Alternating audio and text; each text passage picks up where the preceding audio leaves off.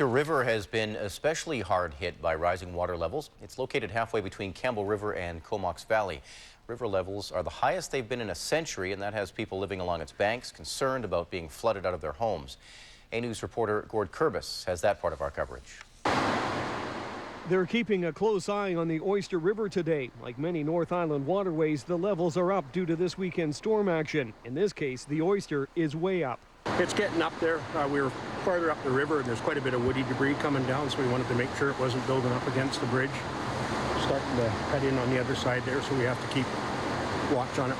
A short distance away, people continue to gather at the river's edge in awe of the force of the water and how quickly it's eroding away the shoreline and this piece of roadway. In the middle of the summer, you got little pools you can just jump across, eh? And there's big rocks sticking out, big logs. This is crazy. While it's a curiosity for most, for others it's a more serious situation. Nearby homeowners know if the river continues to rise or if the small dam breaks upriver, they'll be in a great deal of difficulty.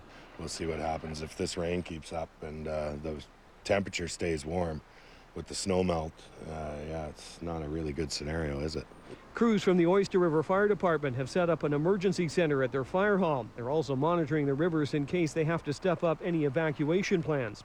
Like the evacuation thing, we're just preparing for the worst. I don't want to say like we're not evacuating, we're just preparing for if we have to. And it's not only the river overflowing its banks that's creating some concern for some, but the triple threat of the high tides and the heavy rains and the snow coming off the mountains is creating a situation where the river is being forced downwards, and it's coming up in some other locations. One of those spots is into this yard where the only way Ronna Lee Wright could venture outside was with the aid of hip waders. Oh yeah, we're fine. We got friends and family all over the place. Both my mom and my husband's mom and our sisters and brother-in-laws, everybody's all here, so we're all good. And it's just a matter of getting the dog out of the house later if it comes up again and getting pictures and stuff, I guess.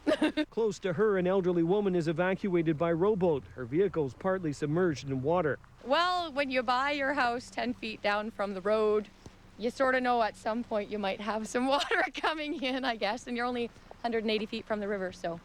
While neighbors are watching over the homes of those evacuated, emergency personnel are watching the tides, hoping they don't force the water levels even higher. In Oyster River, Gord Kurbis, A News.